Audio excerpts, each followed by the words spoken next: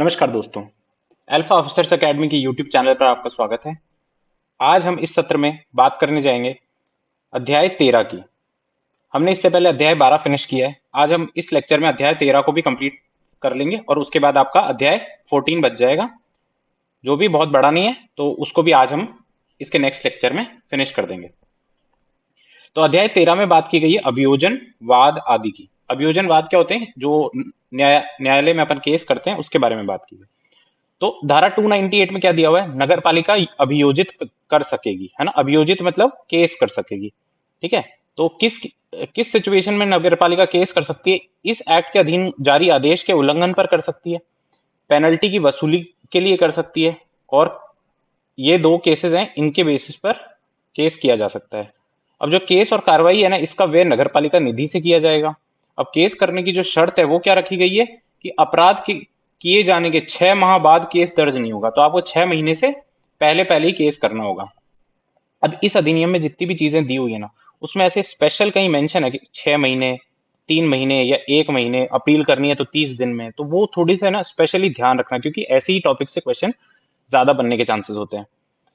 फिर इस अधिनियम के अधीन कोई भी मुकदमा किसी मजिस्ट्रेट के समक्ष चलाया जा सकता है, ठीक है। तो ये भी ध्यान रखना कि किसी भी मजिस्ट्रेट के समक्ष चलाया जा सकता है। कोई स्पेशल इसमें बताया हुआ नहीं है कि हाई कोर्ट में ही चलाएंगे या फिर कहीं स्पेशल मजिस्ट्रेट के पास में चलाएंगे, किसी भी मजिस्ट्रेट के समक्ष।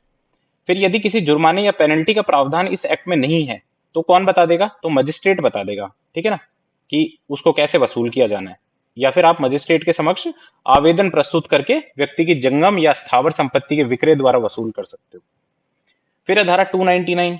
इसमें दिया हुआ है कि अपराधों के अभियोजन की शक्तियां। अब अपराधों के अभियोजन की शक्ति से अर्थ है कि नगर पालिका किसी व्यक्ति से समझौता भी कर सकती है, और समझौते के पश्चात है ना, कार्रवाई नहीं की जाएगी। और जब समझौता ही हो गया तो कार्रवाई का कोई तात्पर्य नहीं है। फिर है अभियोजन वापस भी ले सकती है, और राज्य सरकार जो है ऐसे समझौतों के लिए नियम बना सकती है, ठीक है। तो नियम कौन बनाएगी? ऐसे समझौतों के लिए राज्य सरकार बनाएगी। फिर है धारा 300। 300 में दिया हुआ है नगर पालिका की संपत्ति के नुकसान की भरपाई कैसे की जाएगी, है ना। नुकसान की भरपाई के बारे में है, तो कैसे की जाएगी? एक तो पेनल्टी लगेगी जो लगेगी, फिर उसमें नुकसान की भी पूर्ति होगी, ठीक है। एक तो नुकसान जितना हो गया वो दे दो, और एक पेनल्टी दे दो। और इसमें अगर आपको कोई विवाद है तो उसकी स्थिति में निर्धारण मजिस्ट्रेट कर देगा कि रकम कितनी है।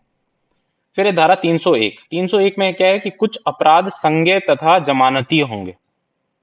अब धारा 167, 236, 245 और धारा 297, ये चार धाराओं में जो वर्णित वो उपबंध हैं, वो जितने भी अपराध हैं वो संज्ञेय और जमानतीय होंगे। फिर है धारा 302। 302 में क्या है? प्रक्रिया त्रुटि युक्त होते हुए। अब अपन ने देख लिया, अगर प्रक्रिया में कोई भी त्रुटि है तो भी उसको है ना विधिपूर्ण माना जाएगा, उसको अविधिपूर्ण नहीं माना जाएगा, ठीक है ना। कि आप कह दो कि ये तो प्रक्रिया ही गलत है, तो भाई प्रक्रिया गलत है तो भी उसमें उसको विधिपूर्ण माना जाएगा, और जो अधिकारी ये करता है उसको अतिचारी नहीं माना जाएगा। फिर है धारा 302। 303 में दिया हुआ है। फिर है धारा 303। 303 में दिया हुआ है वाद द्वारा ऑल्टरनेटिव प्रक्रिया।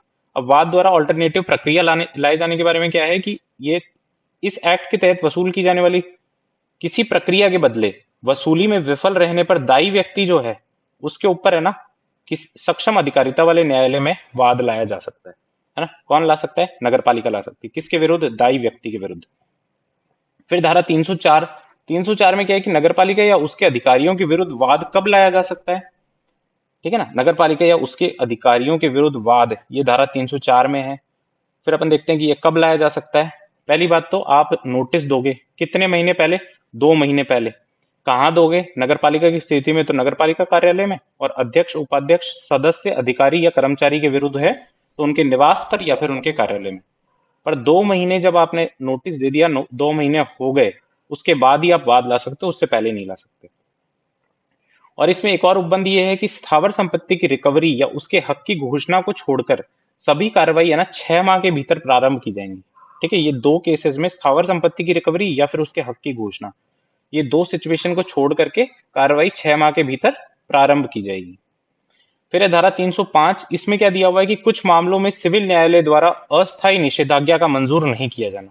अब इसमें है कि सिविल न्यायालय कुछ मामलों में ना अस्थायी निषेधाज्ञा नहीं देगा और कोई अंतरिम आदेश नहीं जारी करेगा। फिर धारा 306 में क्या है कि समझौता कराने की शक्ति। 306 में जो समझौता कराने की शक्ति है, नगर पालिका अपने विरुद्ध किसी बात की आवश्यकता अनुसार समझौता कर सकती है, ठीक है ना, उसके विरुद्ध कोई वाद चल रहा है, कोई बात है, तो वो समझौता कर सकती है। फिर एक्ट के प्रावधानों के तहत है ना, यदि किसी व्यक्ति को कोई नुकसान हुआ हो तो नगर पालिका निधि से मुआवजा भी दिया जा सकता है। और जो सिविल कार्रवाई का जो व्यय होगा इस सिचुएशन में, समझौता करने वाली सिचुएशन में सिविल कार्रवाई का व्यय जो होगा वो नगर पालिका निधि से दिया होगा। फिर है धारा 307। 307 में क्या दिया हुआ है, नगर पालिका अभिलेखों को साबित करने की रीति। अब नगर पालिका अभिलेखों को साबित करने की रीति में है कि अगर रसीद, नोटिस, आदेश है ना, ये सारी चीजें प्राधिकृत व्यक्ति द्वारा प्रमाणित कर दी जाए, मतलब अटेस्ट कर दी जाए, जो अपन अटेस्ट करवाते नहीं है वैसे अटेस्ट कर दी जाए, तो उनको है ना प्रथम दृष्टया साक्ष्य के रूप में माना जाएगा, और उनकी जो वैल्यू होगी वो मूल दस्तावेज के समान ही होगी। फिर धारा 308, इसमें दिया हुआ है दस्तावेज प्रस्तुत करने के लिए नगरपालिका के कर्मचारियों को समन करने पर निर्बंधन। अब कर्मचारियों को अगर आपको समन करना है तो या तो न्यायालय ऐसा कर सकता है, या फिर विशेष रूप से अपेक्षित हो तो ही ऐसा किया जा सकता है, वरना ऐसा नहीं किया जाएगा। तो ये था अपना अध्याय 13। अब इसके नेक्स्ट लेक्चर में अपन बात करेंगे अध्याय 14 की। बहुत बहुत धन्यवाद।